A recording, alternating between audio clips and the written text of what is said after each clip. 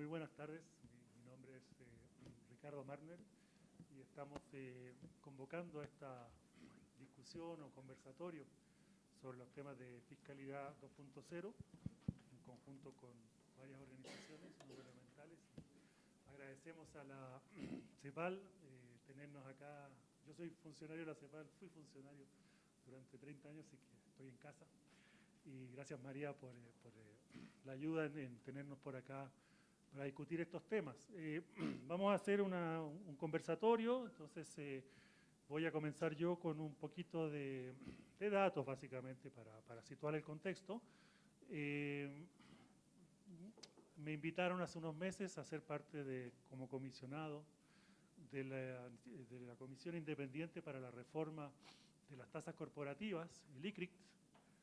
Aquí hay personas que están luchando por cambiarle el nombre porque no es muy atractivo, pero en todo caso es un conglomerado global que incluye miembros de todas partes de todos los continentes y que ha estado muy activo en el tema de propuestas en torno a la fiscalidad global o a las nuevas reglas de la tributación, esencialmente por el lado de las transnacionales. Vamos a discutir mucho, o vamos a hablar mucho de multinacionales, vamos a denunciarlas como corresponde, pero yo antes de eso quería también plantear que el tema de la evasión fiscal, que está de moda en todas partes, ese stop, la evasión fiscal, es una foto que tomé en París durante las manifestaciones ahí de las chaquetas amarillas, de manera que se trata verdaderamente de un tema global. Pero queremos tener una visión latinoamericana, una visión cepalina, y que tiene que ver entonces con el tema de la evasión fiscal más en general, no solo con la cuestión del traslado de beneficios ni toda la discusión en torno a la OCDE de estos temas, sino desde la perspectiva de nuestros países, qué hacer en el ámbito de la evasión, cuáles son las acciones globales, pero también las acciones locales que se requieren para movilizar los recursos que necesitamos para la Agenda 2030. América Latina tiene una historia tributaria que se vincula desde siempre a problemas de fiscalización, problemas administrativos, problemas de recaudación, pero también asuntos que tienen que ver con decisiones de política económica.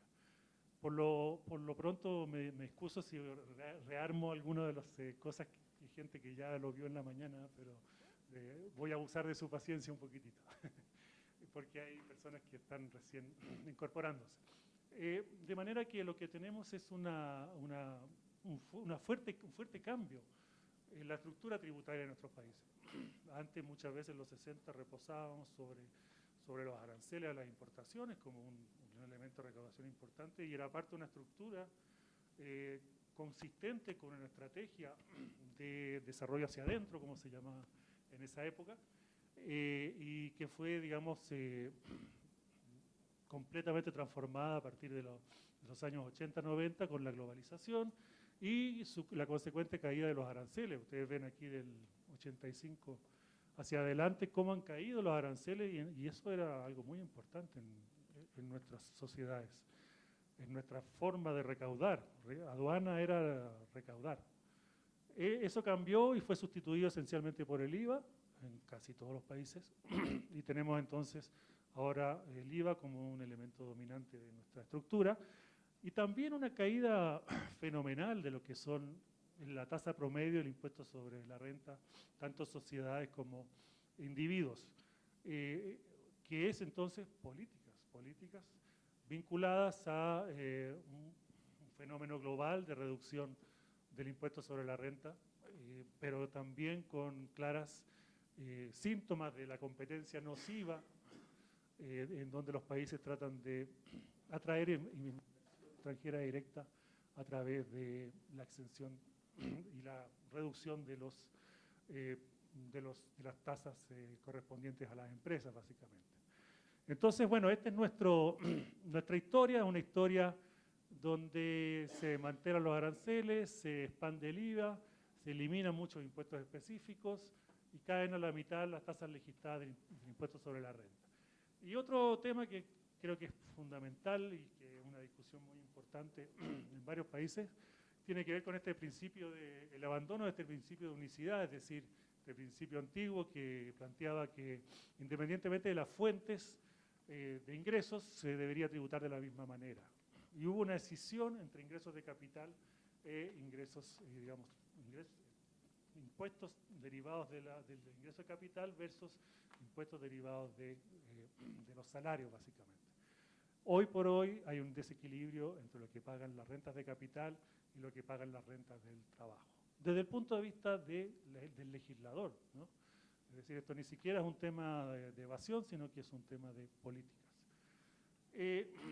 A eso hay que agregarle nuestra querida evasión fiscal, que la CEPAL estimó en 6,7 puntos del PIB en América Latina, 340.000 millones de dólares, esencialmente concentrada en el impuesto sobre la renta de personas físicas y jurídicas. En fin, 4,3 puntos del PIB latinoamericano que se van o desaparecen cuando debiesen ser parte del impuesto legislado. O sea, aquí ni siquiera estamos hablando de exenciones, sino que directamente de evasión.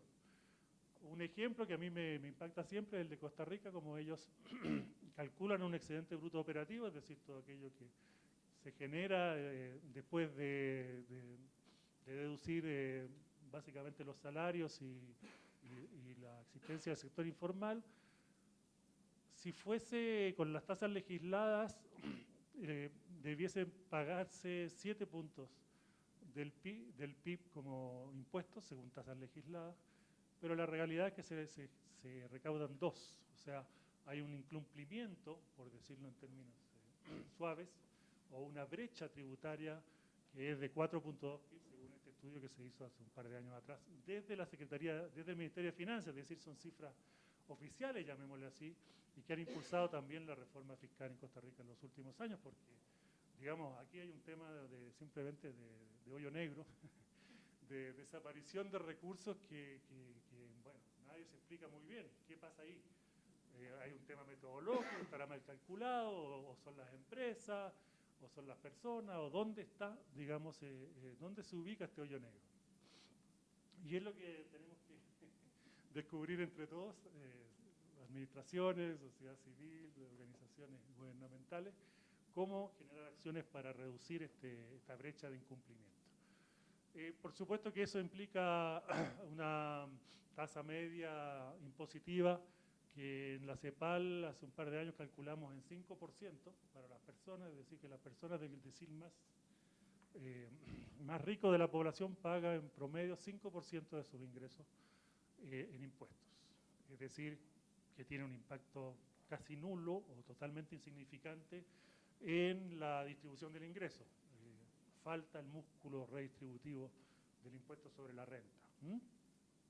Eso es algo que sabemos, pero que es bueno medirlo de tanto en tanto porque impacta de alguna manera saber que nuestros sistemas impositivos son totalmente, si no regresivos, no influyen en prácticamente nada en el ámbito de la progresividad requerida para tener una política fiscal sana, llamémosla así.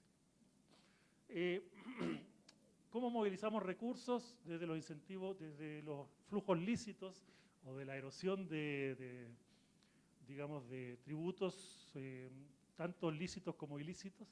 Ahí hicimos un listado desde lo lícito hasta lo ilícito. Partiendo por lo ilícito, hay muchos países donde las salidas de capital son muy abundantes, y me refiero a algunos países del sur en particular, donde hay el tema de la evasión, digamos, de la salida de capital es un tema recurrente, en otros menos, pero hay salidas de capital importantes. En otros países el tema de la falsificación de la facturación de comercio, bueno, lo que se denomina flujo ilícito derivado del comercio internacional, donde México es el país donde más, según los estudios, hay irregularidades en ese ámbito. Finalmente, y tal vez lo que venimos a hablar es el tema de planificación tributaria agresiva, ¿no es cierto?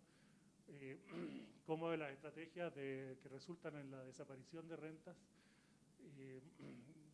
emanan del traslado a jurisdicciones de bajos impuestos, donde las empresas tienen escasa o nula actividad real. Es decir, la fiscalidad 2.0 tiene que abordar estos temas de una manera global, y lo que vamos a ver.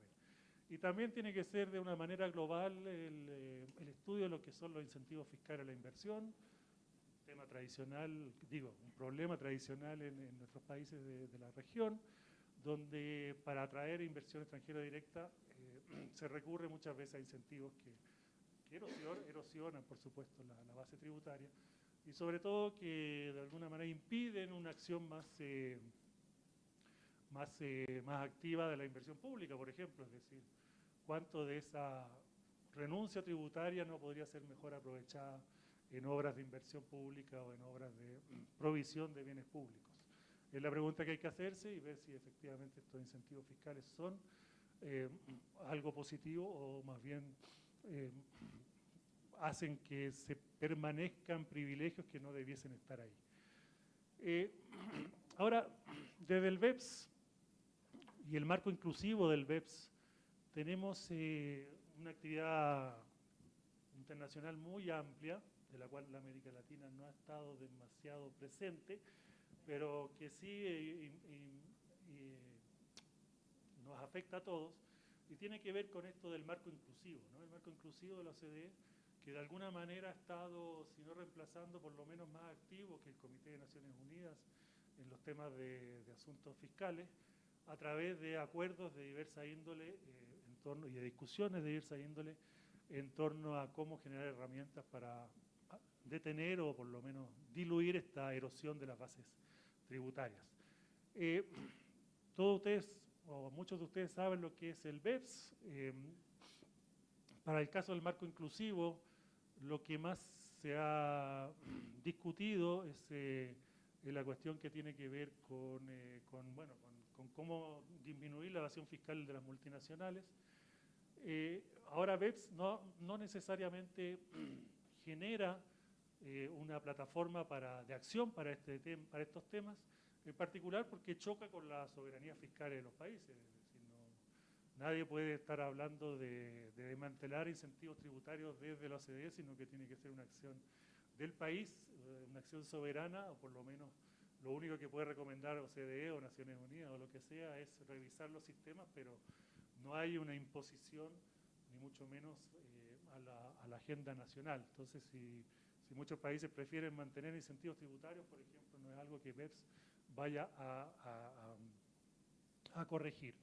Y de tal manera entonces no se termina la carrera al cero, que le llaman, o la competencia tributaria, y por tanto el impuesto a la renta de las empresas sigue siendo un gran tema para todos los países, BEPS y no BEPS, puesto que al final la deseada armonización tributaria no es algo que sea posible a través de BEPS.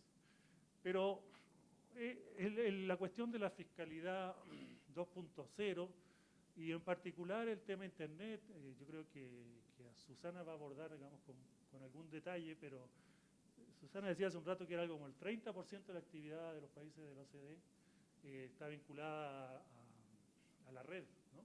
Entonces ya estamos viviendo en un mundo de economía 2.0, no sé, 4.0, 5.0. Y hay una fiscalidad que se tiene entonces que de alguna forma adecuar a eso. Y es un temazo.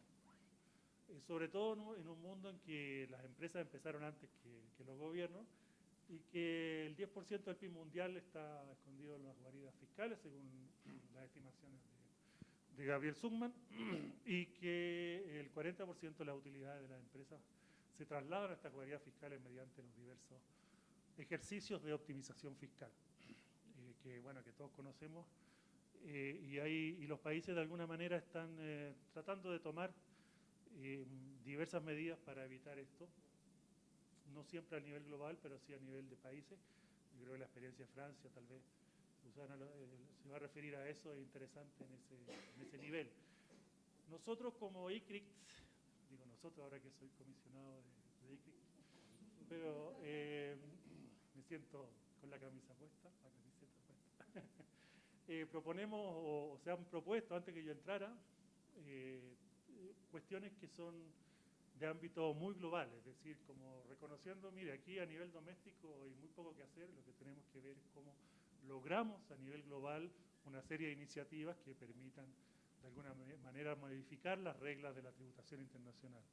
Que eso se haga en OCDE, que eso se haga en Naciones Unidas, bueno, es una realidad que tiene que ver con todos los países. Nosotros como comisión planteamos ideas, ideas que pueden ser tal vez simplemente ideas poco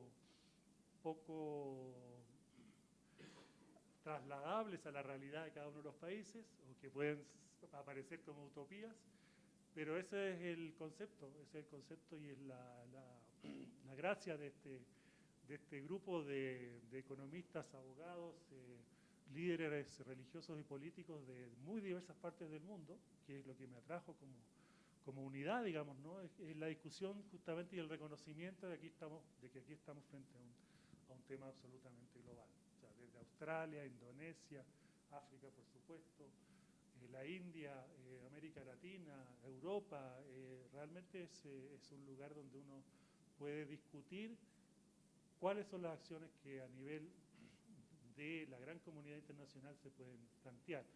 Y ahí bueno, hay muchas cosas, yo lo refiero al sitio de ICRIT, que Lami ha hecho el esfuerzo enorme de traducir muchas cosas al español, al francés, yo no sé en qué momento logran hacer todo eso, pero hay muy buenos documentos respecto de, digamos, de estos temas y de los planteamientos que se están haciendo en diversos ámbitos, ¿no?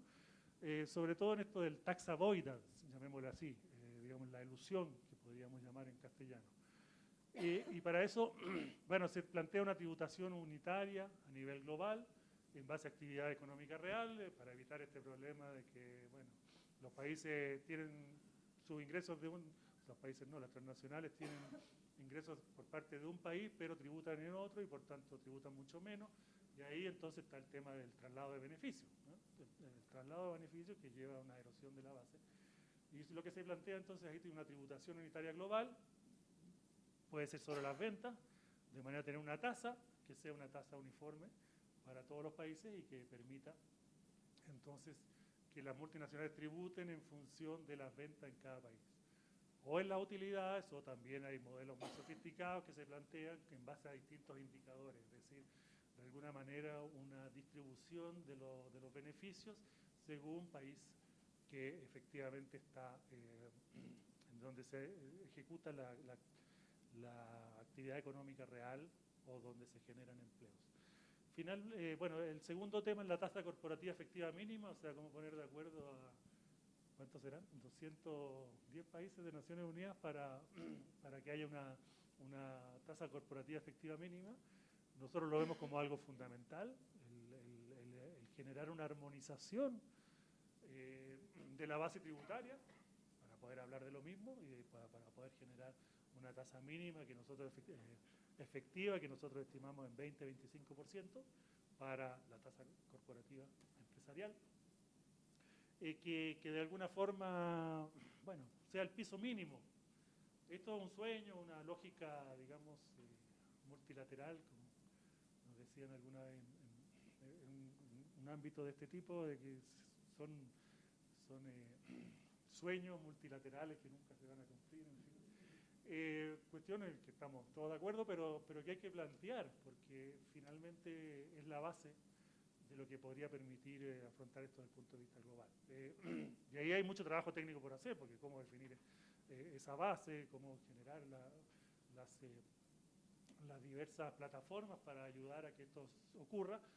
Lo que sí es verdad es que hay intentos de armonización, bueno, evidentes, en el caso de la Unión Europea se dio en el IVA, hay una tasa mínima de IVA, que es algo que se logró gracias a Jacques Delors y toda esta historia de la armonización tributaria del IVA en ese momento, que era tal vez lo más importante.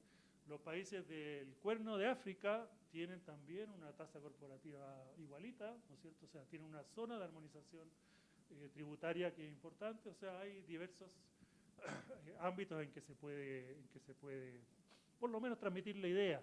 América Latina, bueno, está la experiencia de Centroamérica, que fue muy importante en su momento en el ámbito de armonización.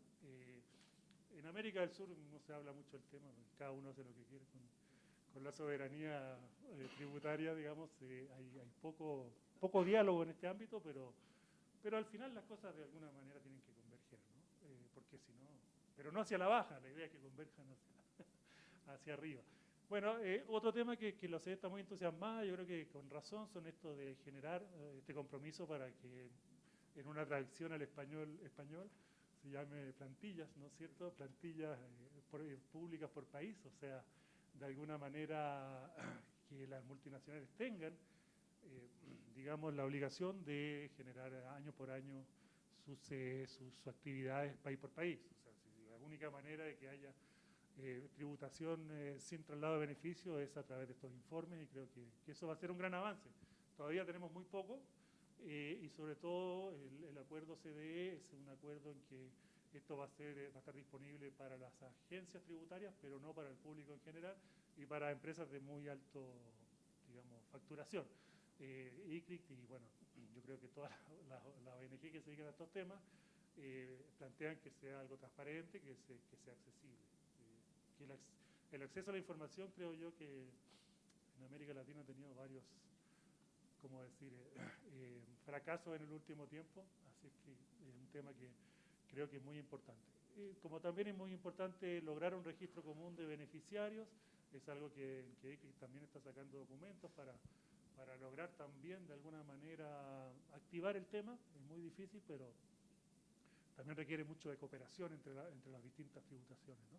Y tiene que ver con esto de que también es otro gran logro de BEPS, que es el intercambio de información real.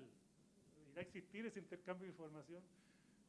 Yo hasta aquí tengo mis dudas, pero porque claro, me acuerdo que en algún momento, bueno, en Chile, yo soy chileno, se generó un acuerdo de intercambio de información, creo que era con Sri Lanka, digamos, ¿no? Entonces viajaron los oficiales a Sri Lanka, sacaron fotos, etcétera, pero uno se pregunta cuánta información tendrán que intercambiar entre países que no tienen comercio prácticamente, ni que tienen residentes. Entonces, al final, la verdadera importancia del intercambio de información automática va a ser entre países limítrofes, bueno, y con Estados Unidos. ¿Se va a dar eso? Esa es una pregunta que, desde la perspectiva de Latinoamérica, creo que es muy importante. Y para terminar con una, bueno, entidad tributaria mundial, hablaré de Naciones Unidas, algo que estuvo en la agenda de financiamiento para el desarrollo de Addis Abeba. Hubo un acuerdo G77 más China de proponer esto, pero no hubo presupuesto, porque los países estaban llamados a generar un presupuesto adicional para esto, pero creo que la India fue el único país que respondió, y también hubo un veto de los países desarrollados. Yo estuve en París hace un par de semanas, justamente en esto en el ámbito de la OCDE, del marco inclusivo, y era muy impresionante, porque habían 150 países y legislaciones de todo el mundo, incluidas las islitas, qué sé yo, pero un ámbito que debiese ser Naciones Unidas, digamos, ¿no? Me dio mucha envidia ver hasta qué punto esta capacidad de movilización de la OCDE en esto del marco inclusivo. Y tiene que ver con toma de decisiones, finalmente. Pero al final de cuentas, la OCDE no va a poder nunca reemplazar lo que es Naciones Unidas en estos ámbitos, y por eso que me parece que hay que insistir, desde el punto de vista global, que hay que crear una entidad que aborde estos temas, que sea el alero de Naciones Unidas. Con eso termino. Hay una serie de detalles sobre las propuestas que no sé si a lo mejor tú abordas un poquito para no seguir hablando tanto yo, y gracias por la atención. Gracias, Ricardo. Bueno, desde Oxfam hemos venido trabajando esta agenda de reformas del sistema fiscal internacional desde hace años ya, y las hemos venido vinculando también a una campaña global que tenemos sobre la necesidad de abordar también la reducción de la concentración de la riqueza y la reducción de las desigualdades. Por eso, en todos los países donde hemos lanzado esta campaña, también aquí en México, nos parece que sí existe realmente, si se está produciendo este crecimiento todavía de las desigualdades, necesitamos abordarlo también a través de la construcción de un sistema fiscal más justo, que tiene como un elemento principal el conseguir también que las transnacionales paguen la parte justa que les corresponde. Y en esta parte de identificar cuál es la parte, cuánto es el punto, la parte justa que les corresponde, es cuando surgió toda esta agenda de BEPS. BEPS lo que planteaba es como una cuestión matemática al final. Para ver lo que tributa una multinacional, tiene que ver con la base, con todas las exoneraciones y el tipo que se le aplica. BEPS lo que estaba trabajando era solamente en la base. en la base tributaria. Y lo que estaba viendo es que con todos los movimientos entre los distintos países, con las diferencias de ajuste en las legislaciones de los distintos países, cada vez se estaba produciendo un traslado artificial más importante de los beneficios, no donde se estaba desarrollando la actividad económica real, sino a tributaciones de baja o de nula tributación, a jurisdicciones de baja o nula tributación que se hacían en realidad la competencia entre ellas. Entonces la base se iba achicando con un juego injusto de casi de extraer, de robar beneficios que se escapaban hacia otras jurisdicciones. Lo que la OCDE, en plena crisis, aprovechando el efecto, la ventana de oportunidad de la crisis financiera, la dificultad también de muchas de las economías del norte con déficits presupuestarios tan amplios, lo que utilizó es este movimiento, esta oportunidad, para tratar de poner en marcha una agenda que recogiera no con una acción, sino con una combinación de acciones, cómo resolver estos mecanismos de competencia entre países y de achicamiento de las erosiones de las bases. Creo que, no sé si fue en otra conferencia, en enero alguien decía que en realidad BEPS lo tenía todo en el análisis, salvo las soluciones. Y tiene mucho que ver con la lógica, con la dificultad, es decir, de conseguir estos consensos, porque importa tanto con entender el problema, importa tanto también con ver quién está alrededor de la mesa y en qué momento político se encuentran esos distintos actores. En ese momento de arranque, en el 2013, cuando el G20 da el mandato a la OCDE, hay una sensación de presión, de urgencia por resolver este problema, porque los titulares de la prensa internacional eran muy fuertes sobre estas fugas tan artificiales de beneficios. Pero luego los encuentran con la dificultad de generar esos consensos. Todo en la OCDE y en el G20 todas las decisiones se toman en base a los consensos. Y entonces, de una agenda muy ambiciosa, fuimos rebajando las expectativas hasta crear, en el fondo, unos estándares mínimos. Lo que tenemos ahora, este marco inclusivo, en el fondo, no es más que un compromiso de un número importante de países, pero para aplicar solamente 4 estándares mínimos de los 15 que estaban en principio en agenda. ¿Qué es lo que se queda fuera? ¿Qué es lo que no está en BEPS? Por un lado, no está en BEPS esta agenda de incentivos tributarios. Está hablando de cosas bastante más complejas, de cómo hay algunos elementos que pueden ser deducidos en un país y no en otro, cómo se estaba generando una doble no tributación, pero no estaba realmente identificando las prácticas nocivas que algunos países estaban poniendo en marcha y que reducían esa base. Entonces, lo que BEPS ha conseguido, en realidad, que es cerrar alguno de esos agujeros, se ha convertido en una aceleración de esta carrera hacia el fondo, carrera a la baja, a cero, nunca sé cómo llamarlo en castellano, el race to the bottom.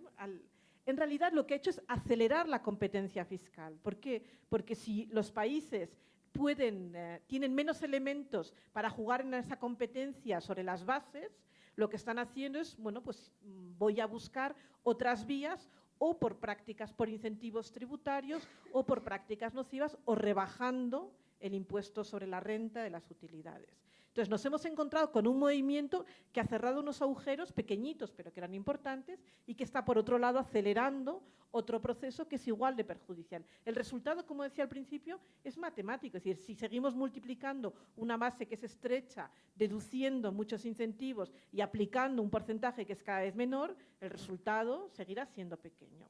Entonces necesitamos ver en conjunto toda esta fórmula matemática que nos hace, porque al final el objetivo es realmente conseguir que se esté tributando lo suficiente en cada uno de los países donde se opera. Entonces, BEPS ha tenido un efecto que es el de acelerar esa carrera y esa competencia fiscal entre países. Pero a este proceso de BEPS hay que añadirle otros efectos. El primer elemento de esta agenda, de los 15 puntos de acción que tenía BEPS, era el de abordar los retos de la economía digital, o de la digitalización de la economía, o de las empresas digitales. En aquel momento no sabía ni cómo llamarlo, pero en realidad, aunque parezcan las mismas palabras, tienen ámbitos de aplicación bastante diferentes. Era la acción 1 de BEPS, todo el mundo pensaba que en el fondo BEPS tenía que responder lo primero a esta acción 1 y cuando se firma y se apoya, se respalda el BEPS y se crea este marco inclusivo para su implementación, la única acción que queda sin acción es la acción 1, que es la economía digital. Entonces es como si todos los países reconocieran que hay que abordarlo, pero nadie quiere meterse en ese jardín porque generar esos consensos supone en realidad rediseñar elementos mucho más importantes, que es lo que decía Ricardo, dónde hay que tributar, dónde están, hay que revisar los principios, los derechos tributarios. No se trata solamente de ver sobre qué tributamos, sino dónde hay que tributar, qué país tiene derecho en toda esa cadena de actividades que se producen, que con la globalización cada vez se va haciendo más compleja, qué país es el que va a tener derecho a tributar y sobre qué valor. Entonces, la economía digital plantea este problema no resuelto por BEPS porque históricamente todo el sistema tributario internacional se ha basado en utilizar como referente para la tributación la existencia de un establecimiento permanente, es decir, de una presencia física tangible en el país en el que se opera para poder tributar. Es decir, el vínculo de una empresa con el país en el que tiene que estar tributando tiene que ver con la existencia de ese establecimiento, de esa presencia física en el territorio. Lo que nos encontramos con la digitalización de la economía es que podemos tener empresas que tienen una presencia masiva en un territorio sin presencia física fiscal. Y eso nadie sabe todavía cómo resolverlo.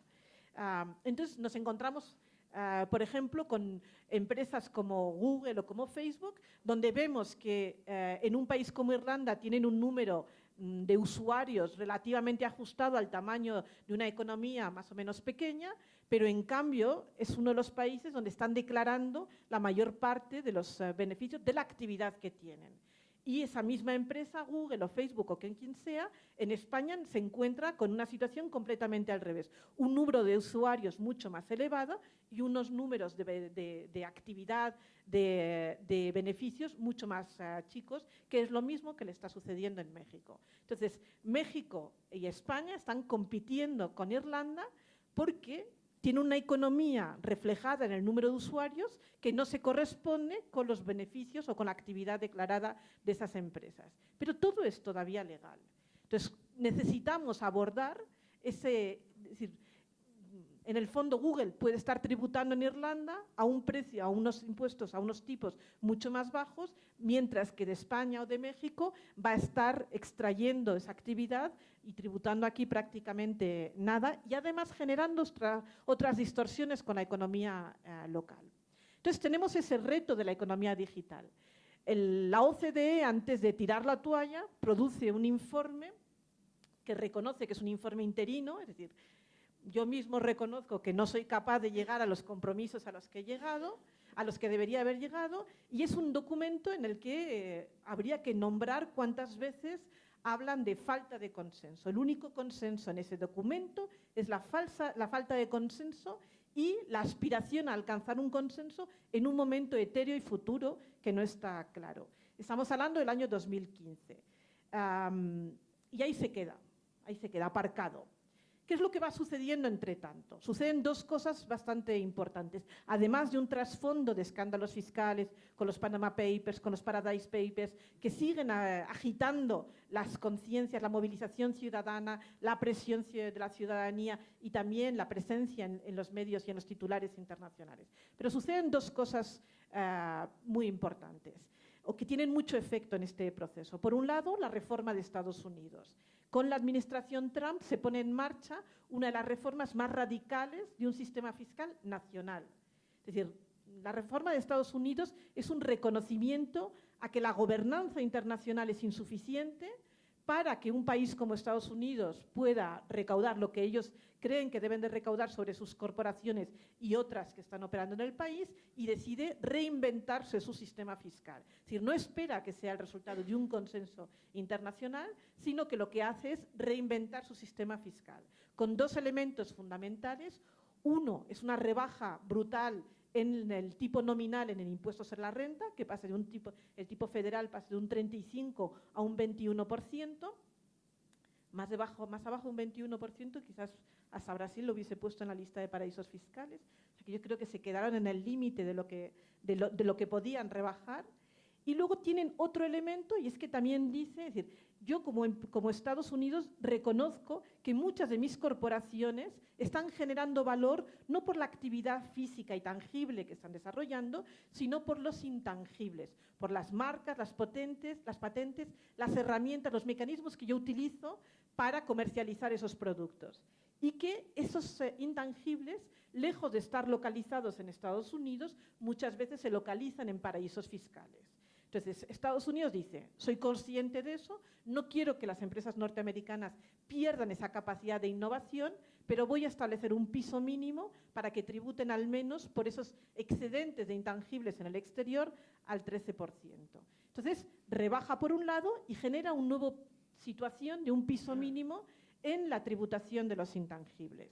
Y es un escenario completamente nuevo. Acelera ese proceso, pero al mismo tiempo establece unos mínimos que en ese momento benefician esencialmente a Estados Unidos.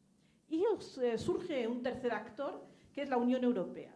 Lo mismo, como todo el proceso de agenda internacional, especialmente con la definición de paraísos fiscales, no es del agrado, es decir, no recoge para la Unión Europea la efectividad que debería de tener a la hora de identificar los paraísos fiscales, la Unión Europea dice que se plantea crear su propia lista de paraísos fiscales.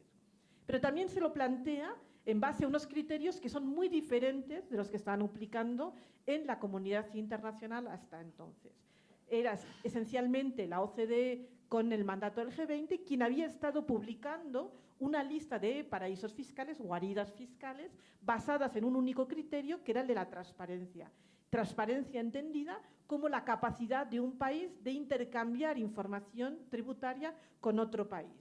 Entonces, como ahí sí que, este sí uno de los, en el intercambio automático de información entre administraciones tributarias, ha sido uno de los avances más importantes que se ha producido en la agenda internacional sobre las cuentas individuales, no de empresas. Ahí sí que nos encontramos con que la lista de la OCDE se vacía prácticamente y solo queda un país que es Trinidad y Tobago.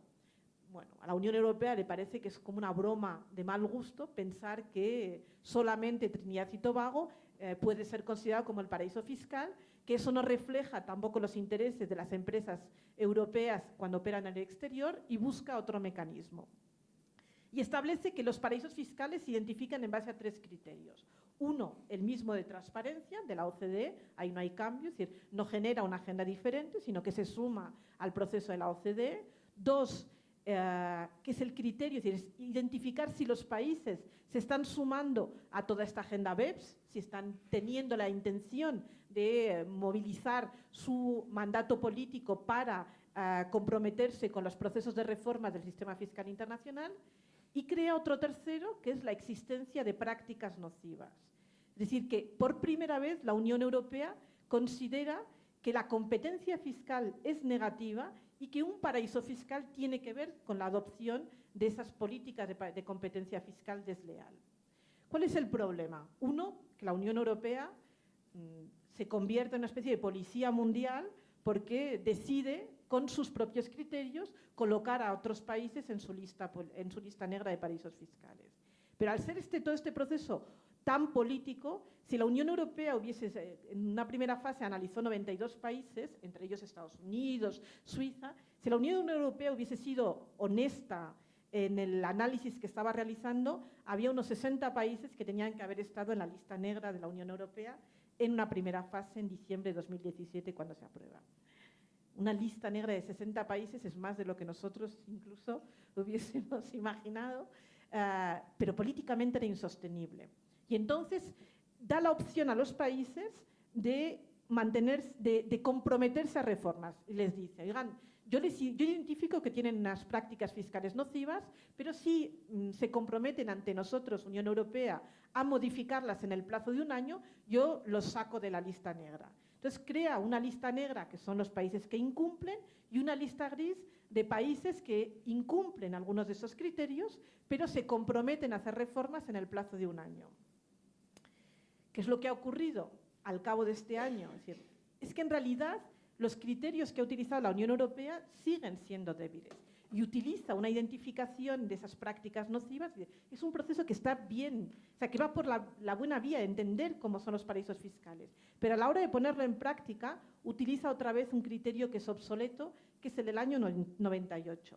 En el año 1998, hace 20 años, 2 décadas, la OCDE ya ha establecido unos mecanismos para identificar las prácticas nocivas, solo que en estos 20 años no ha hecho nada más. Y identifica esas prácticas nocivas solamente por los criterios de tratamiento preferencial. Es decir, lo que intenta evitar es que un país dé a una empresa o a un sector de empresas un tratamiento preferencial sobre otras. Entonces, la Unión Europea adopta esta definición de hace 20 años, es decir, hemos perdido 20 años, pero al fin y al cabo la adopta, y se encuentra con que lo que está sucediendo es que a muchos de esos países que están en la lista gris, entre ellos Panamá o Hong Kong, lo que están diciendo es, bueno, si a mí me juzga porque tengo prácticas preferenciales, es decir, que tengo un tipo del 30% para la actividad dentro de mi territorio, en Hong Kong es un 15%, si son actividades, si Coca-Cola vende Coca-Cola dentro de Hong Kong, paga un 15%, pero si son operaciones que se realizan desde Hong Kong con una sociedad pantalla, pero entre dos países terceros, no pagan ningún impuesto. Eso es un tratamiento preferencial, esa extraterritorialidad fiscal, que es lo que hace Hong Kong. Digo, pues si ese es el problema, yo le aplico el mismo casi cero a todos, sean en Hong Kong o fuera de Hong Kong. Lo que estamos haciendo es extendiendo las prácticas nocivas. Ya no son preferenciales, pero siguen siendo nocivas. Entonces, todo este movimiento de la Unión Europea tiene dos efectos. Por un lado, es el reconocer que hay un nivel de prácticas fiscales nocivas elevadísimo, son más de 40 países los que se han comprometido a unas 100 reformas en total, pero está al final, no está impidiendo esas prácticas nocivas. Lo único que está matando son las jurisdicciones del 0%, pero está dejando un colchón muy grande para las jurisdicciones de la súper baja tributación. O sea, lo único que hemos hecho es conseguir elevar un poquito y al mismo tiempo socializar las malas prácticas. No hay mucho de lo que sentirse orgulloso, sobre todo porque la Unión Europea, por supuesto, no juzga a ninguno de los territorios de la Unión Europea que se quedan fuera y no son considerados paraísos fiscales. Pero este proceso sí que está agitando también todo este movimiento. Y lo que está sucediendo es que si sumamos el proceso de Estados Unidos con el proceso de la Unión Europea, lo que se está produciendo es un desplazamiento de la utilización de paraísos fiscales teóricamente más agresivos, los caribeños que nos vienen a la mente todos, por una presencia cada vez más importante en territorios fiscalmente más neutros, aparentemente, como son los europeos. Es decir, se está produciendo el offshoring, se está traduciendo en un onshoring, es decir, estamos reubicando prácticas fiscales en países como Irlanda. Al final sigue siendo un problema porque no están tributando allí donde están realizando las operaciones. Que de México salgan beneficios hacia otros territorios, que sea a Bermudas o que sea a Irlanda, no creo que a la administración mexicana le importe mucho, porque el problema sigue siendo el mismo, es que salen de aquí. Entonces sigue permaneciendo esa necesidad de reformar el sistema fiscal internacional y también de reconocer que esa cadena de valor en las operaciones internacionales es cada vez más compleja y diluye mucho esos derechos tributarios. Entonces, lo que se está produciendo es que toda esta tormenta de situaciones entre la reforma de Estados Unidos, el proceso de la Unión Europea, la incapacidad, en el fondo, el efecto fallido de la OCDE y de BEPS, han puesto en evidencia la necesidad de volver a lanzar una nueva oleada de reformas, que esta vez sí reconozca la necesidad de abordar los retos de la economía digital, no solamente de las grandes tecnológicas, sino reconociendo que estamos hablando de una digitalización de la economía, planteando dónde hay que tributar. Y en el dónde hay que tributar también tiene que ver en base a qué. Entonces, hasta ahora teníamos un sistema fiscal que estaba basado en esa presencia territorial, pero también que fraccionaba a las empresas. Es decir, aquí en México iban a estar tributando por la actividad en México, pero la administración poco tenía que poder vigilar en cómo estaban saliendo desde México hacia otras jurisdicciones y no tenía la capacidad de ver la foto fija, la base mundial de la actividad de la empresa. Entonces, una de las recomendaciones que desde ICRIC y desde otras organizaciones, como las que estamos aquí, la Red de Justicia Fiscal, la TINDAD, etcétera, estábamos planteando, es que hay que romper con esa ficción de que las empresas solo pueden tributar en base a su unidad nacional. Tienen que estar tributando en base a su unidad internacional y luego hay que ver cómo se redistribuyen esos beneficios en base a algunos criterios. Claro, los criterios, la fórmula, es lo que hace complejo y casi metafísico este proceso. Pero la idea de abordar los retos de la economía digital vuelve a abrir una oportunidad a esta tributación sobre la base mundial. Y la hace porque, en el fondo, la economía digital plantea esos retos, es decir, reconocen que hay una actividad muy variada, sin presencia física, y además que pueden estar controlando la presencia en el mercado sin estar operando ahí. Entonces, con todo esto, de forma muy acelerada, en el mes de enero se abre un nuevo proceso, una nueva ronda de negociaciones en la OCDE. Esta nueva ronda de negociaciones, que es el BEPS 2.0, no es muy ingenioso, pero sí que tiene que ver con la idea de que no hemos concluido con BEPS y hay que abordar aquellos retos que estaban pendientes y además esa ficción de la digitalización de la economía. Lo que plantea es, vamos a ver en base a qué criterios. Entonces, hay tres propuestas ahora sobre la mesa que corresponden a intereses de tres grupos de países. Uno, Reino Unido, que quiere un modelo mucho más limitado solamente a las tecnológicas. Para el Reino Unido, lo que dice es decir, el problema son las grandes tecnológicas y yo, como Reino Unido, quiero conseguir que esas grandes corporaciones norteamericanas paguen en Reino Unido y no quiero modificar el sistema, solo quiero seguir ahondando el modelo de precios de transferencia actual.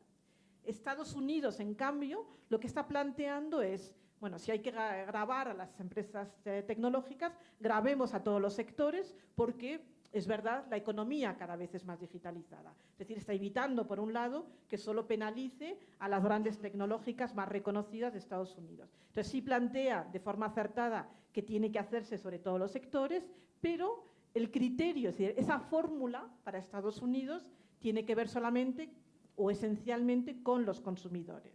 Es decir, que lo que Estados Unidos está planteando es que yo, como mercado grande, quiero que el criterio más importante sea la ubicación de los consumidores y de los usuarios. Y le voy a dar mucho peso a todos estos intangibles de marca, etcétera, y a los usuarios. Claro, ¿y qué hacen economías más chiquitas? ¿Qué hacen otros países? ¿Y cómo valoramos esos intangibles? Es decir, se convierte en es decir, estamos tratando de resolver un problema, creando otro monstruosamente más complejo. Y aquí es donde por primera vez nos encontramos con que en la mesa de negociaciones no tenemos solamente a Estados Unidos y al Reino Unido amparados por la OCDE, sino que por primera vez la alternativa a estos dos modelos complejos o insuficientes viene de los países emergentes o de los países en desarrollo. Entonces, hay una nueva propuesta que plantea, simplifiquemos el sistema, busquemos un sistema que reconozca que si hay actividad en el país, usuarios, transacciones, lo que sea, si hay actividad económica suficiente, y luego lo identificaremos que es suficiente, entonces hay derecho a tributar. Y es hacia donde estamos avanzando ahora. La semana pasada hubo un proceso de consulta en la OCDE, consulta pública. Esos tres grupos de países, ahora vamos a ver quién está detrás apoyando a cada uno, pero veremos también si podemos conseguir, por un lado, muy probablemente matar la propuesta del Reino Unido y buscar una solución, como piden los países, las economías emergentes, que sea sencilla, que sea mucho más simplificada, pero que también reconozca la capacidad de trasladar, que es lo que están intentando, trasladar esas utilidades o ese derecho a tributar hacia los países de renta media o los países en las economías en desarrollo. Esto es el eje principal de la reforma que está ahora en la OCDE. Pero a este nivel de reforma se le añade una segunda propuesta. Es verdad que esto no va a matar la competencia fiscal ni la carrera hacia el fondo. Entonces, lo que Francia y Alemania, y ven que todo esto es geopolítica, están planteando es que además de este nivel de reforma que aborde dónde están los derechos tributarios, dónde vamos a gravar y en base a qué fórmula, vamos a añadirle un nivel nuevo, un pilar nuevo que se llama, que es vamos a conseguir acordar un mínimo de tributación en impuestos en la renta a nivel mundial. Entonces, si estos dos pilares Si estos dos ejes, los derechos tributarios y una tributación mínima en el impuesto sobre la renta, que tuvieran realmente la capacidad de reconocer y de frenar la competencia fiscal desleal y los incentivos tributarios se produjeran realmente, podríamos conseguir rediseñar el sistema fiscal internacional de una forma más justa y que casi todos los países retuvieran más capacidad tributaria. Que esto pase o no, lo vamos a ver los próximos meses. Sigan con nosotros. Muchas gracias. Voy a retomar la discusión donde la acaba de dejar Susana y me voy a adentrar más bien al sentido de urgencia y cómo movilizarnos para lograr que se produzcan los cambios que estamos buscando. Hacer estos cambios implica ir en contra del poder económico y político de las grandes corporaciones, de sus bufetes de abogados, de sus contadores, y es bastante, digamos, es una batalla de David y Goliat. Por lo tanto, la estrategia que tengamos que usar en esta nueva oportunidad que dan los retos que presenta la economía digital y la apertura en los procesos de negociación dentro de la OECD, ¿qué podemos hacer y qué se está mostrando?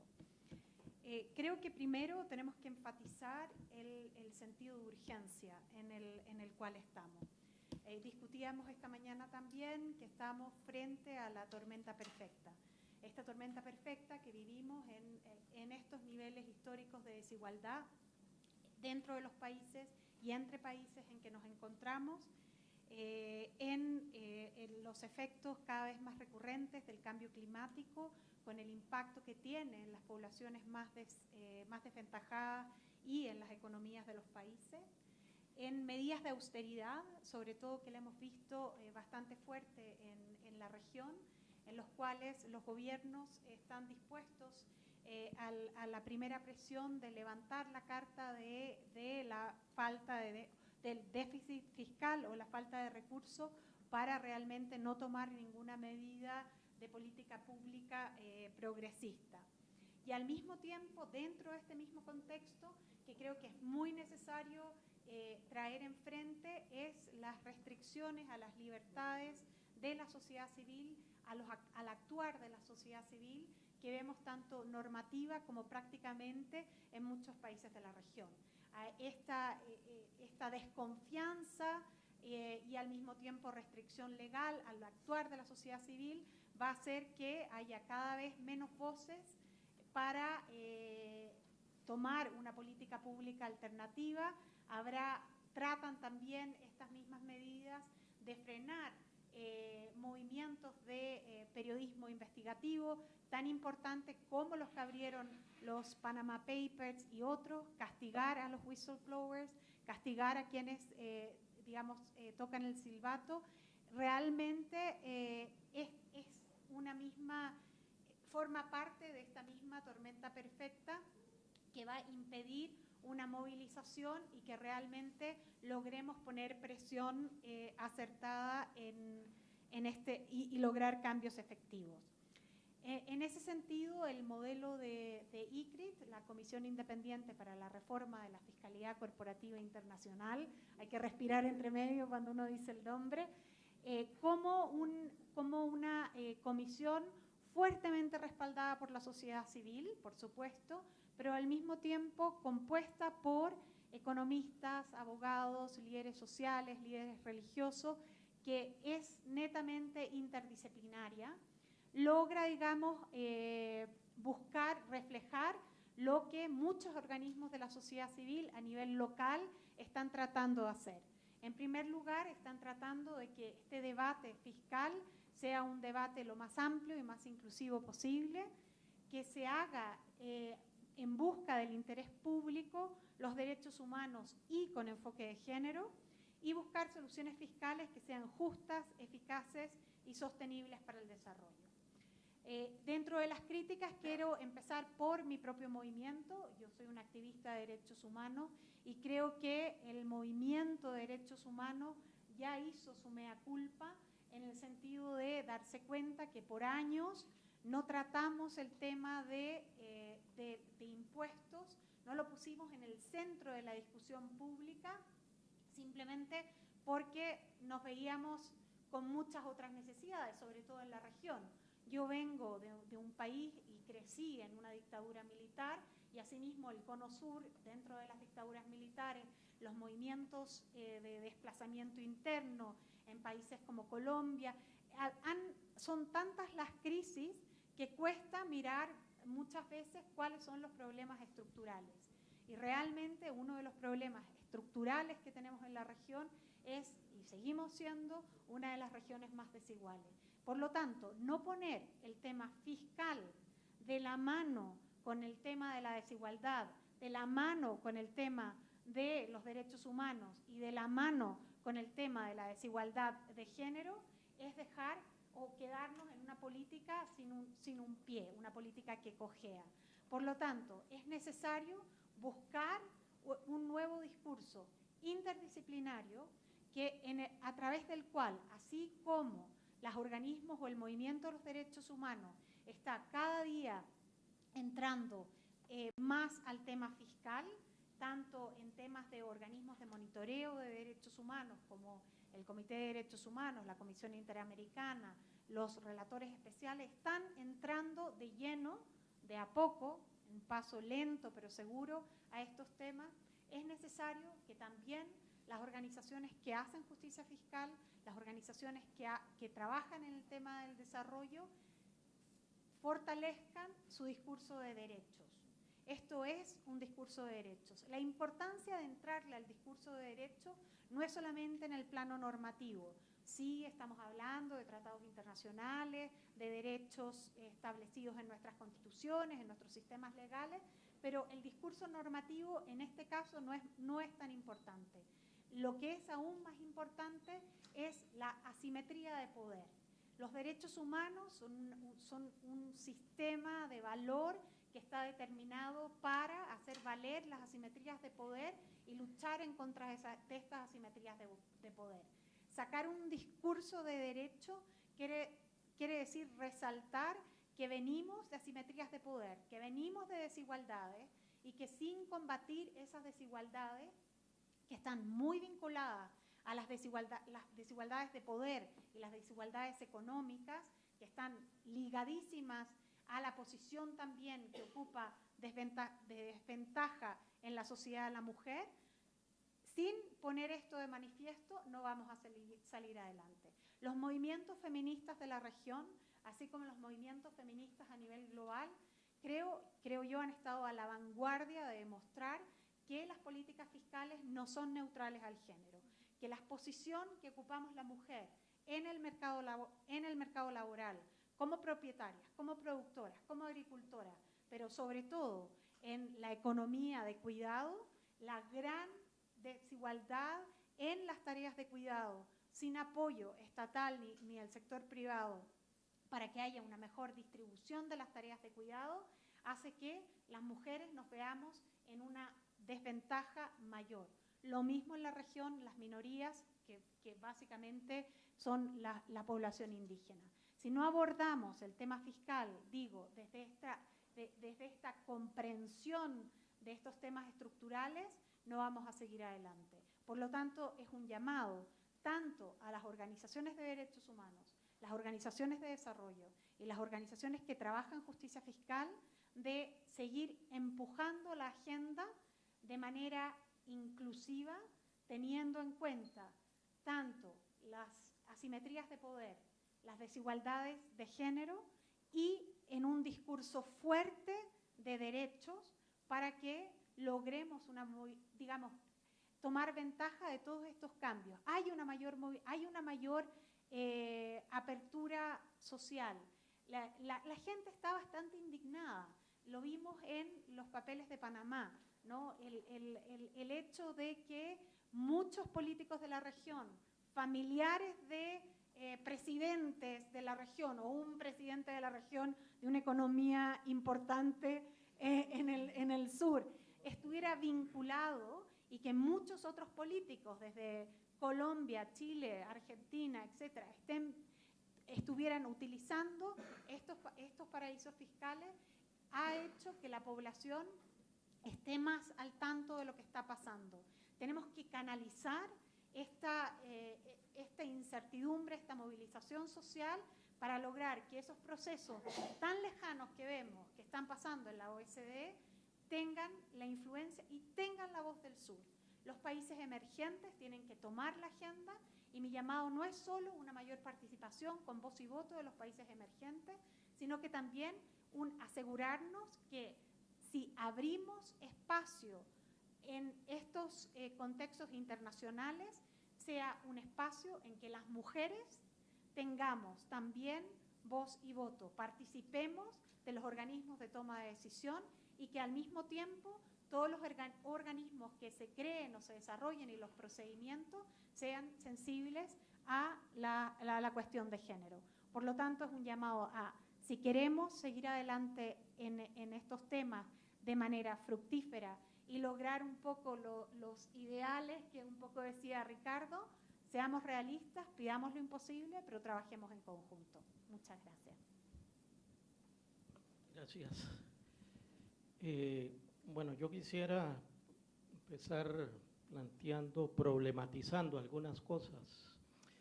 Yo soy el problematizador de la Tindad y de la Red de Justicia Fiscal. Lo primero es que desde nuestra perspectiva estamos en una confrontación de narrativas. Digamos, lo hemos tenido el tema de la pugna de paradigmas, pero desde mi perspectiva, hoy lo que tenemos es esa pugna de narrativas donde se están imponiendo esas narrativas globales dominantes. Veámoslo hoy con la discusión y que está íntimamente relacionado con fiscalidad del tema de la Agenda 2030. Allá por el Paleolítico hablábamos de cooperación al desarrollo. Después dejamos de hablar de cooperación y empezamos a hablar de ayuda al desarrollo. Y en Addis Abeba establecimos financiamiento al desarrollo. Y además le establecimos financiamiento al desarrollo con movilización de recursos domésticos. Y bajo ese paradigma, yo lo defino como el que cada quien resuelva sus problemas como pueda. Entonces, aquella lógica ricos y pobres, norte y sur, deja de ser fundamental y ahora, entonces cada quien, ya no hay responsabilidades compartidas, ahora es la responsabilidad individual. Y en ese marco tenemos esta discusión sobre fiscalidad, en ese marco de pugnas de narrativas. Y efectivamente aquí no estamos, como bien decía Susana, aquí no estamos por la vía de BEPS solucionando el problema. Y es que al final las utopías pasaron a convertirse en los mínimos. Entonces hoy estamos viendo a ver cómo podemos concretar mínimos elementales de acuerdos elementales para tratar de darle algunas salidas a este despelote global. Que este despelote global tiene un nombre: globalización. Y esta globalización, que en un momento permitió al inicio posibilitar vías de crecimiento, hoy la verdad es que no lo permite. Desde la Tindad y desde la red nosotros hemos tratado de insertarnos en este debate global desde la especificidad de América Latina, tratando de ver efectivamente, y lo decía Ricardo, donde América Latina todavía está muy lejos de ser un actor importante en este debate global. Yo creo que en la región, y voy a citar aquí al maestro Juan Somavía el año pasado, por cierto en la CEPAL, ya en el foro sobre la Agenda 2030, decía que en nuestra región había que superar lo que él definía los pactos de palacio con las élites. Y efectivamente, cuando volvemos a entrar a esta discusión de fiscalidad, hay que abandonar, tiene que abandonarse el debate, no puede seguir circunscrito ni a técnicos, ni a élites, ni a poderes políticos. Es un debate de nuestras sociedades, es un debate de ciudadanía. Y yo te voy a citar, o voy a tratar de parafrasear, porque creo que hay que vestir a la fiscalidad no solo de mujer, hay que vestir la fiscalidad con el traje de los excluidos, porque efectivamente, si no vestimos a la fiscalidad con la concepción y el para qué de los excluidos, de las mujeres, de la vulnerabilidad, que hoy no son los menos, es que lamentablemente la globalización nos convirtió a todos, o a las grandes mayorías en excluidos.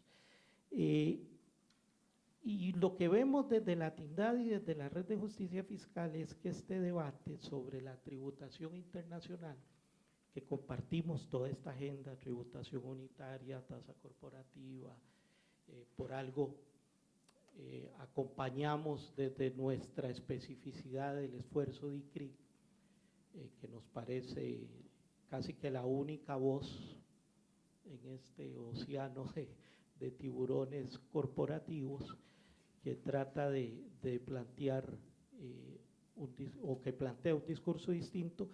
A pesar de que compartimos esa agenda, efectivamente, es una agenda muy desde el poder, muy desde la óptica y desde la dinámica del poder.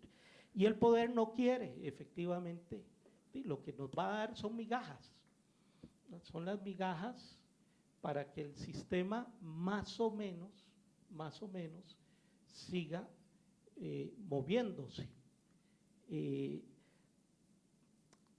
Veamos algunas contradicciones. Nos hablan hoy la prioridad de la digitalización, pero no discutimos acá sobre la brecha digital.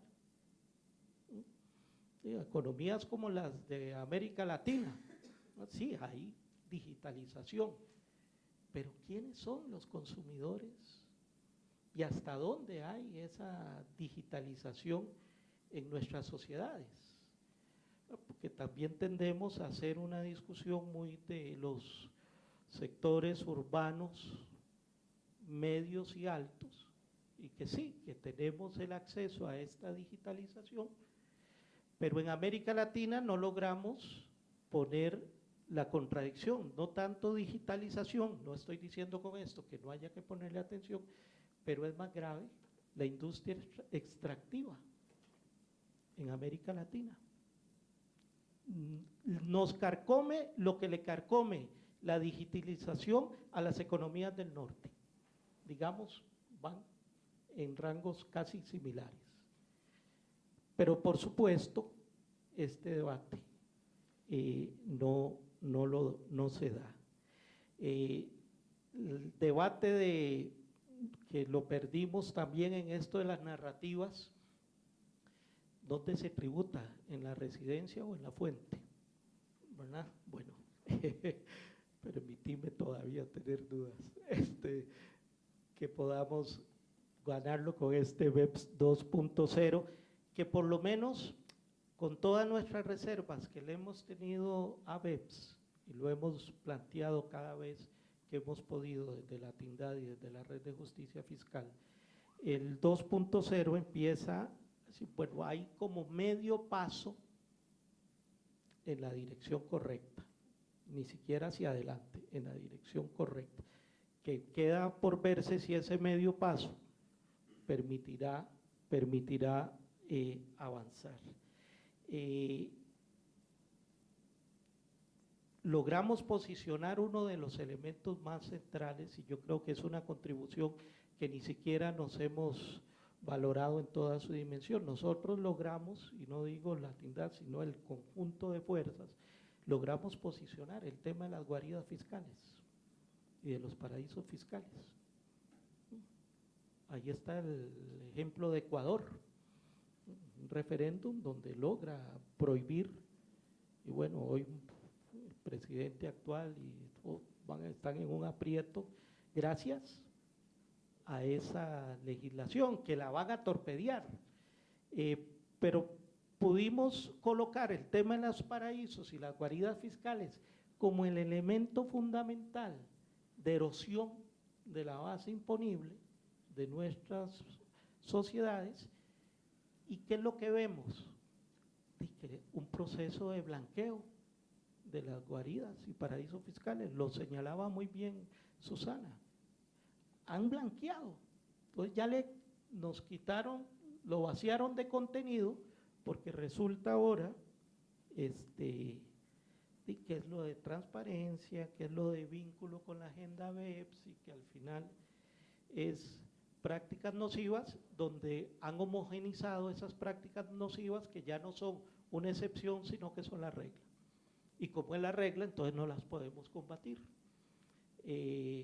O no debemos combatirlas. No digo desde el discurso del poder oficial.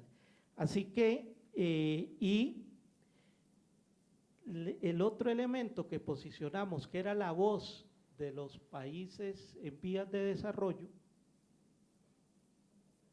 que está bien, pero cuando empezamos a hilar delgado, ¿cuál es la voz de esos países en desarrollo? Es la voz de las élites. Y de esas élites que además hoy están en variable austeridad. Lo vemos en Europa, pero también y principalmente lo vemos en América Latina. ¿Qué va a ir a decir América Latina desde sus ámbitos oficiales como países en desarrollo en este debate, cuando toda la agenda económica en América Latina hoy es para reducir impuestos a los sectores corporativos? O sea, ahí tenemos que no basta decir peleemos por la voz de los países en vías de desarrollo, es quienes van a hablar en nombre, o quienes están hablando en nombre de los países en desarrollo, y cuáles de esa voz son más o menos legítimas, para no blanquear nosotros también efectivamente esos discursos. Entonces ya la variable norte-sur se nos vuelve a quedar limitada, y así vamos viendo. El otro elemento que hemos planteado desde nuestros ámbitos es que si no logramos sanciones económicas a toda esta red de guaridas fiscales y no logramos la eliminación del secreto bancario, muy difícilmente vamos a poder avanzar. Sé y entiendo que estas son demandas que efectivamente plantean la utopía en un nivel aún superior. Digamos, hoy hay que actuar con algún nivel de realismo, ¿qué es lo posible? Eso es cierto, pero si nos quedamos solo en lo posible, por lo menos desde la perspectiva nuestra hay que posicionar unos umbrales más allá para hacer un trabajo de sensibilización, que es lo que hemos venido haciendo, y en esta semana vamos a aprovechar, y voy a rápidamente en 2 minutos a plantear el comercial. Tenemos nuestro tercer encuentro con parlamentarios de América Latina, aquí en México, y no por casualidad en México, porque hoy México se convierte en un punto de referencia en este momento en la correlación de fuerzas políticas de nuestra región para discutir sobre justicia fiscal. Porque resulta que las agendas legislativas no necesariamente están en esta sintonía. Yo solo voy a dar un ejemplo sobre el registro final de beneficiarios. Entonces hoy puede aparecer mi país, Costa Rica, como un país que está vinculándose a la agenda BEPS, porque acaba de aprobar el registro común de beneficiarios. Pero resulta que el lobby corporativo lo vació de contenido. No permitió que ese registro, uno, fuera público. Dos, no permitió que estuviera en la administración tributaria, que es donde correspondería. Entonces obligó a que fuese creada una área en el Banco Central. Bueno, digamos, todavía pasa. Porque dicen que no le tienen confianza a la administración tributaria. Y ese discurso se convierte en el discurso político dominante y que se gana. Entonces, la administración tributaria, al final, literalmente son unos gánsteres que en manos de ellos, ese es el discurso dominante de estos políticos. Y vean ustedes cómo algo positivo que hemos defendido, que fuimos a hacer lobby al Parlamento costarricense para pelear porque se aprobara, pero al final logra el lobby corporativo vaciarle el sentido y ahí está, y lo anuncia el gobierno en su proceso de ingreso a la OCDE y lo pone como, porque solo dice, ya es la ley.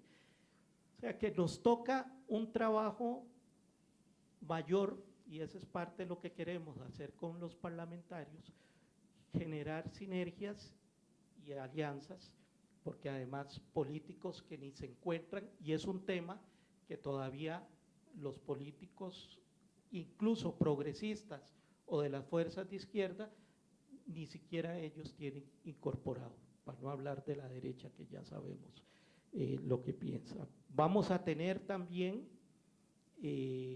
nuestra tercera conferencia, donde venimos a discutir no solo el escenario político, sino también el escenario fiscal con movimiento social, para que el movimiento social cada vez más, los sindicatos, los campesinos, movimiento de mujeres, el movimiento indígena, los estudiantes, movimiento estudiantil, vaya ubicando que lo fiscal no es una discusión técnica, sino una discusión que atañe. No podemos los sindicatos del sector público pelear por sistemas de protección social universales y sostenibles si no hay tributación.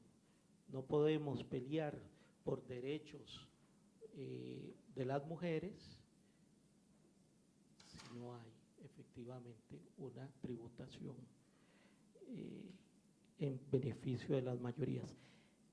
Termino diciendo, toda esta agenda de control a las corporaciones, de combate a la opacidad, de una gobernanza global, sí seguimos sosteniendo que no puede ser ni el G20 ni la OCDE los espacios donde se diriman el tema de la tributación, y lamentablemente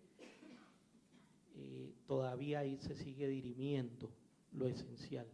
Seguimos apostándole aquí a Naciones Unidas y creemos que lamentamos que después de que Ecuador dejó la presidencia del G77, efectivamente el G77 abandonó literalmente esa consigna que nos dio un elemento muy importante de movilización. Bueno, ahora hay que volverlo a colocar. Y aunque estos no son temas sexys, ¿verdad? Muchas veces aunque nos ayuda Cristiano Ronaldo y Messi y todo cuando los condenan por evadir impuestos, pone otra vez en la mirada de la ciudadanía, de la persona a pie el tema. Entonces necesitamos seguir insistiendo en esta agenda y principalmente nos parece que es central poner el acento en el tema de la gobernanza global.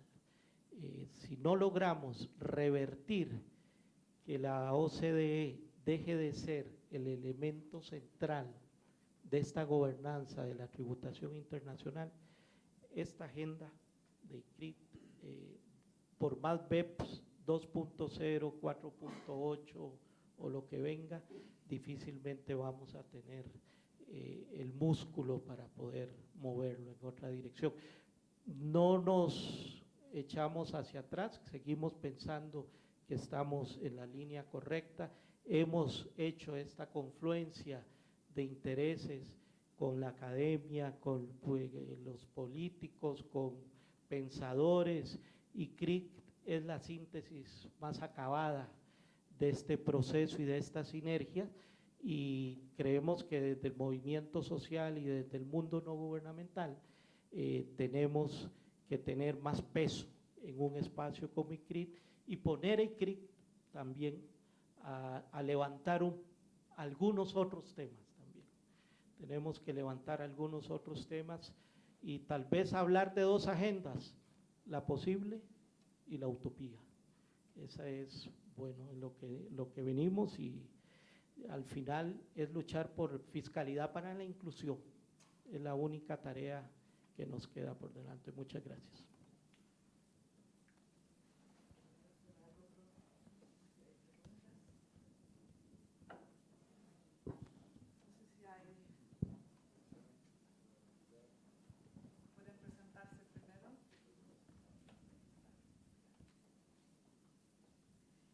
Hola, buenas tardes a todos. Mi nombre es Gabriel Casnati y trabajo en la Internacional Servicios Públicos. Yo tengo una pregunta, pues estaba viendo mis periódicos sobre ese tema de justicia fiscal como toda semana y hace un par de días me deparé con una noticia que no sabía mucho cómo reaccionar sobre eso. Creo que tiene un poco más que ver con que Susana estaba hablando y porque tú eres también de España, pero es de España que Santander reclamó la OCDE sobre más tributos a las tecnológicas. Y creo que sí, es algo que es comprensible porque de hecho hay un conflicto de intereses, pero quería saber que como movimiento progresista, como nosotros somos, cómo reaccionar delante de estas peleas entre grandes empresas, hasta porque en mi ciudad, por ejemplo, Santander es la empresa que más debe para las pensiones de la ciudad de San Pablo, entonces sí sabemos que sobre justicia fiscal ellos son grandes enemigos, pero en algunos puntos por intereses propios pueden quedarse con alguna confluencia. Entonces quería saber opiniones o cuál es la mirada nuestra que debería ser con relación a este tipo de caso que no es tan raro de ocurrir.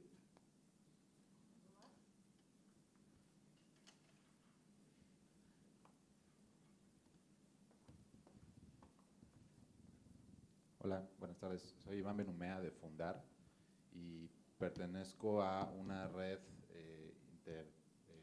regional que intenta impulsar los principios y obligaciones de derechos humanos en la política fiscal. Seguramente conocen a la red de reciente creación, y está CSR, de justicia, SIG, y otra serie de organizaciones. Y bueno, algunas de nuestras propuestas van en el sentido de incluir justamente todo lo que está contemplado a nivel internacional dentro de la política fiscal e ir encontrando espacios donde eso se pueda impulsar. Por ejemplo, el principio de máximo uso de recursos disponibles, no discriminación, cooperación internacional, en fin. Entonces, mi pregunta va por el sentido de, ¿ustedes creen que la OCDE o algún otro espacio internacional podría hacer estos principios, estas obligaciones que existen en los tratados internacionales, o más bien es algo que todavía tenemos que ir fortaleciendo y que en algún momento puedan ser contemplados?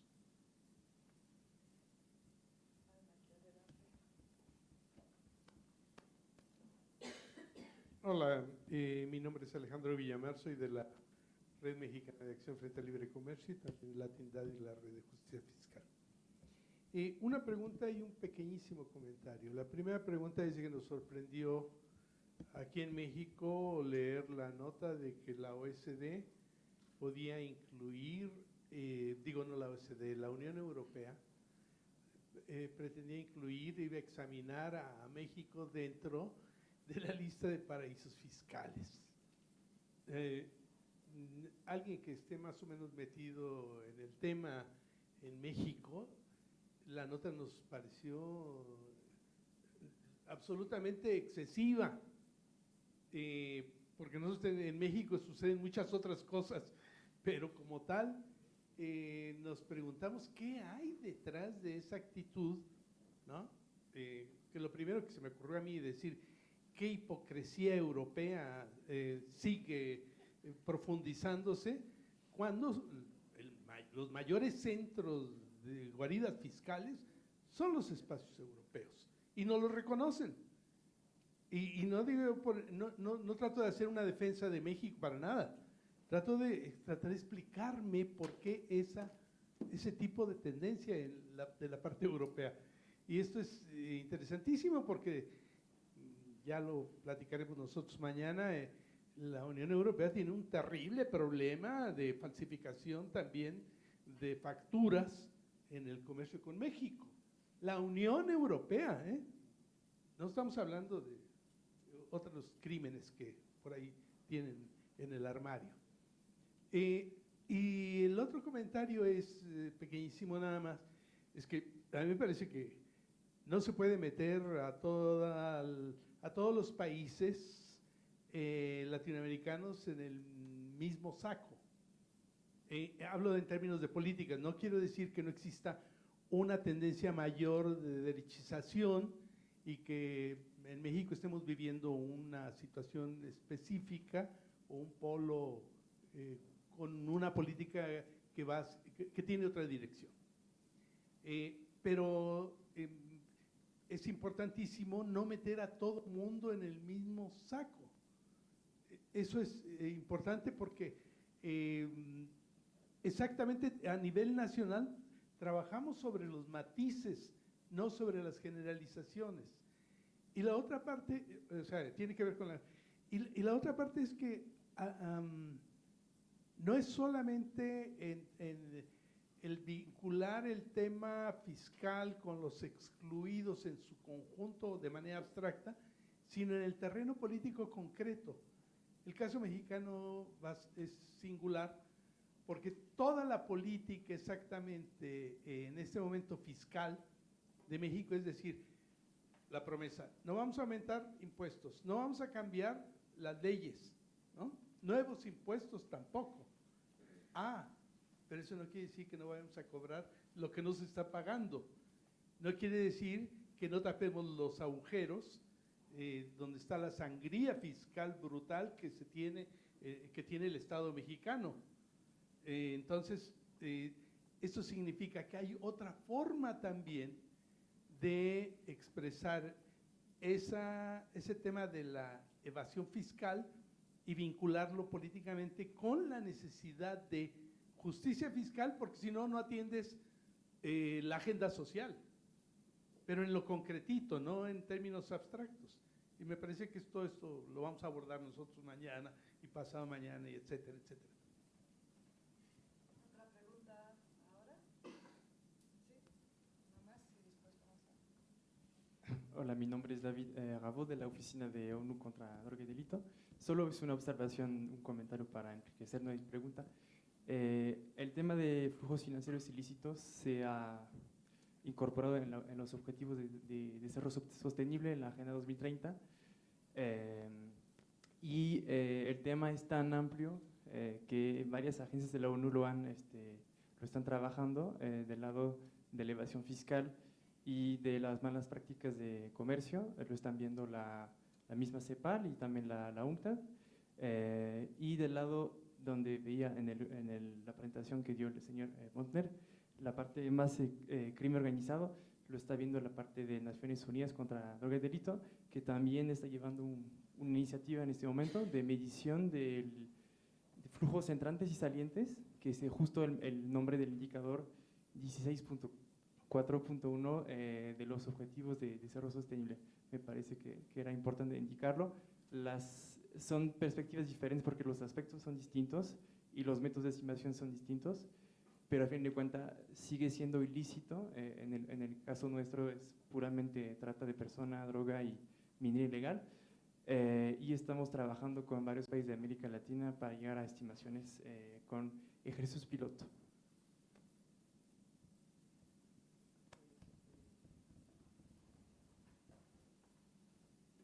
Mi nombre es Juan Ayala Rivero, soy presidente del Sindicato de Trabajadores del Gobierno de la Ciudad de México.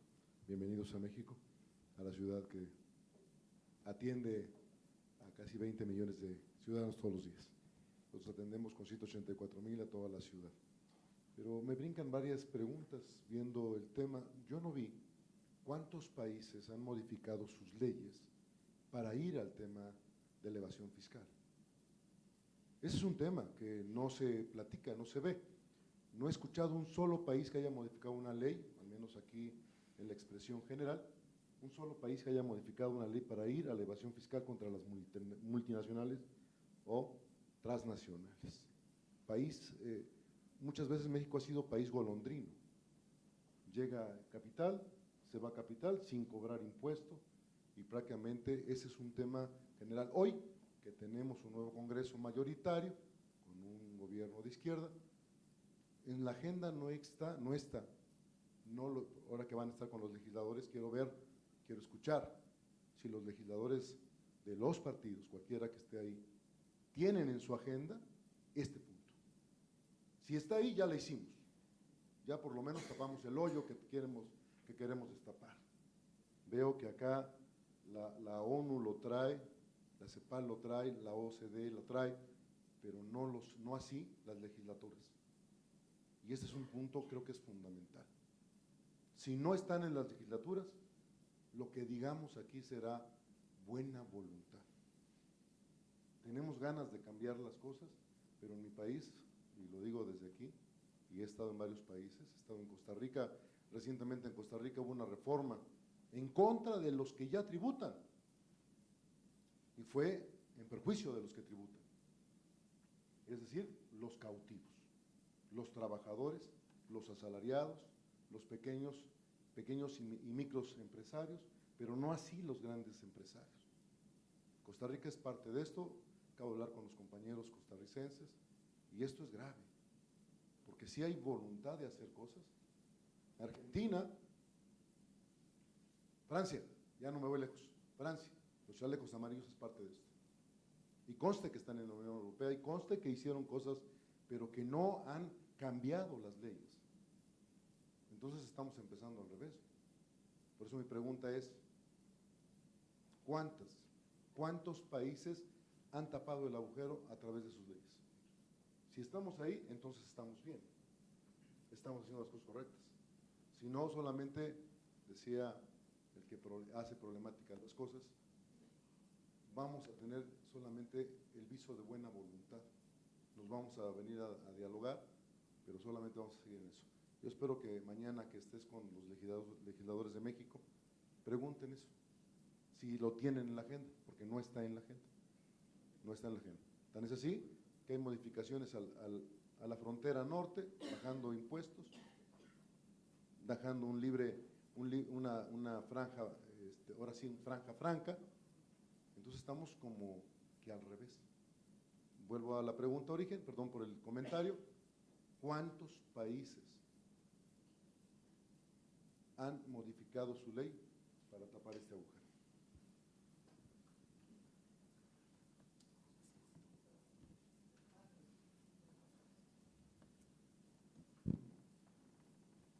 Bueno, sobre la pregunta, se nota que lees la prensa porque era una notita pequeña, la de Santander.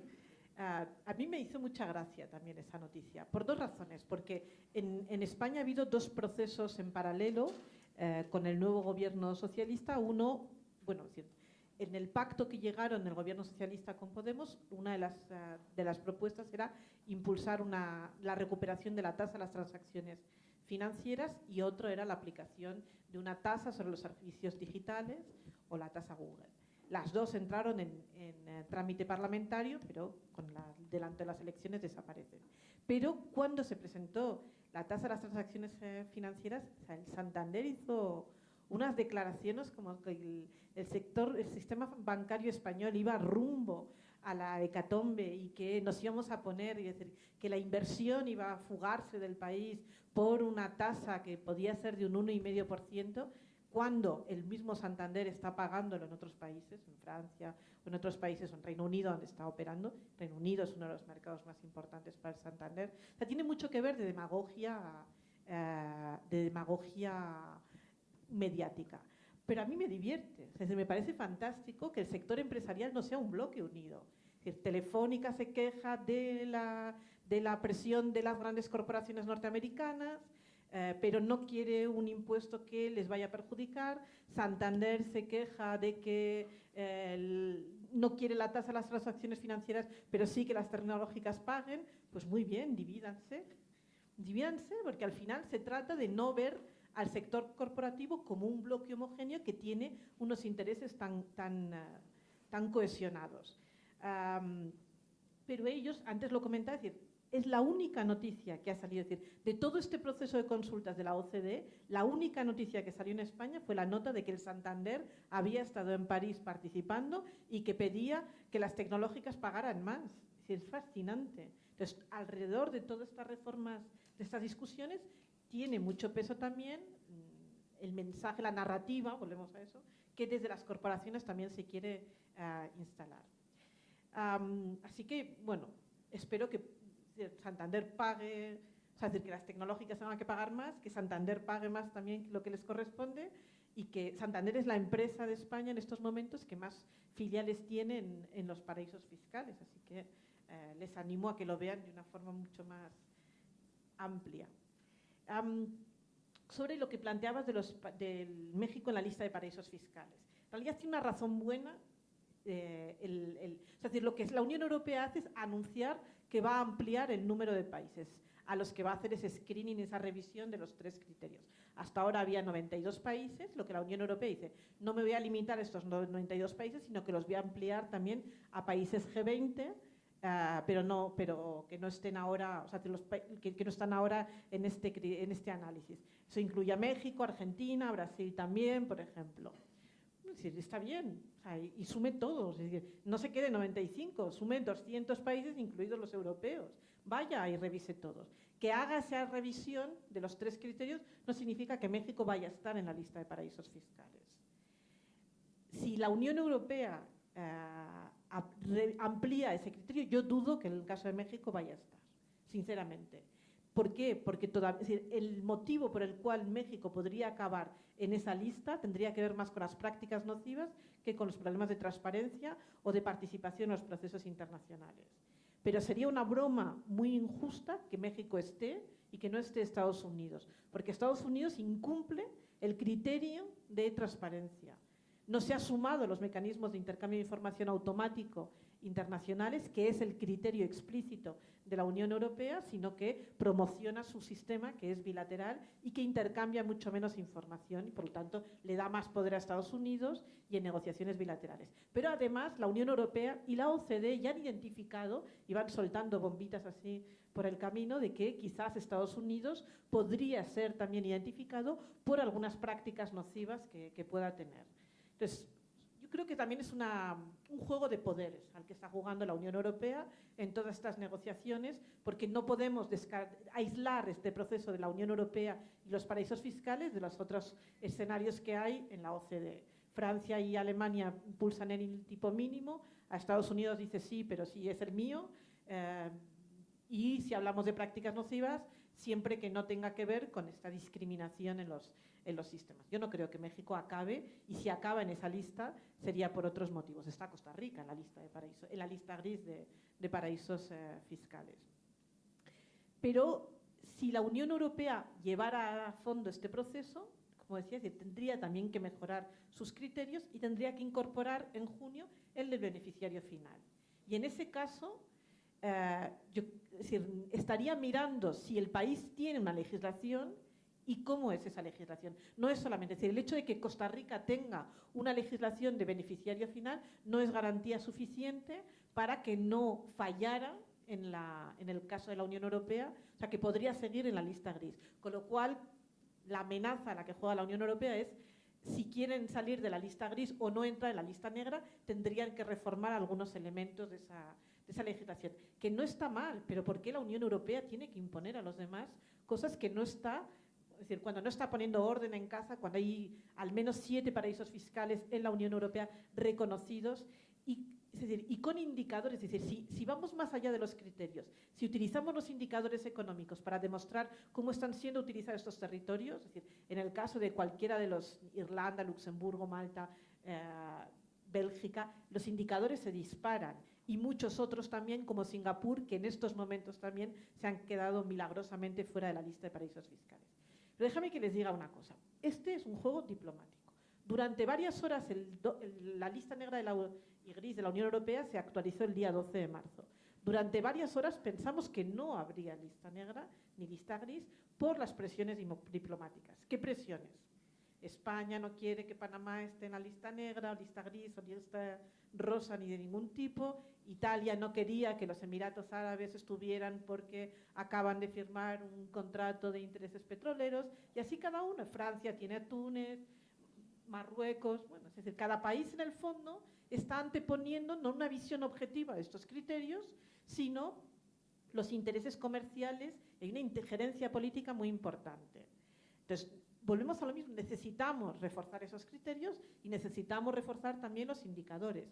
Desde la propia Unión Europea nos decían, y eso que el organismo que lo lleva dentro de la Unión Europea es el más secreto de todo el proceso europeo, que habían recibido tal nivel de presiones que de verdad pensaban que no saldría, y al final salió, cual es algo relativamente positivo, aunque el resultado fuera muy insuficiente.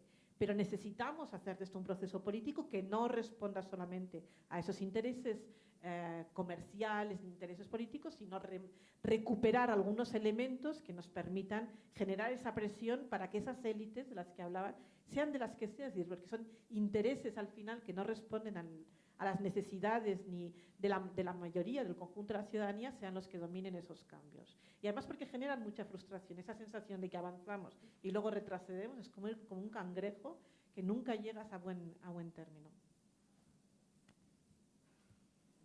Bueno, aprovecho que el micrófono está pasando. Para agarrarlo. Yo quería referirme a dos temas que se plantearon. El primero, el tema de la evasión, ¿no? Y creo que eso es algo muy fundamental en la manera que lo plantearon además. Hay una evasión que es transnacional, la evasión fiscal, en fin, que tiene que ver con eso, pero hay también un tema doméstico brutal en la región. Hay razones estructurales, la informalidad, en fin, la incapacidad tal vez de fiscalización en muchos casos. Y hay sobre todo una esperanza cada vez que hay un nuevo gobierno de que esto se va a resolver, digamos, esta poca, digamos, confluencia entre gastos e ingresos a través de una disminución de la evasión, ¿no es cierto? Todos los que hemos participado en procesos políticos, siempre la evasión tiene como, bueno, pero este hoyo lo resolvemos disminuyendo la evasión en 0,5 los más pesimistas, en 1,5 los más optimistas en el proceso de gobierno, y eso es parte de, o sea que muchas veces se dice, no cambiemos la legislación, dejemos, o sea, implementemos para que no se evada, ¿no es cierto? Ahora la práctica, que eso es mucho, lo planteaba muy bien usted, eso no es poco. Más allá de que exista en la legislación algún tipo digamos, de mayores poderes, tal vez para algún u otro elemento fiscalizador, la verdad es que este tema de la evasión no es un tema solo PEPS, no es un tema multinacional, no es un tema de leyes, digamos, a nivel internacional.